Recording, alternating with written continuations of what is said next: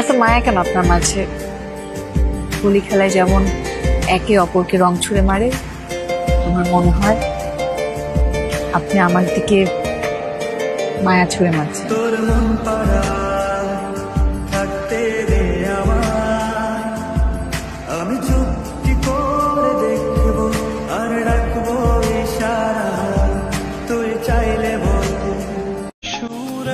আমি কথা দিচ্ছি, আমি সব সময় তোমার বাসা থাকবো।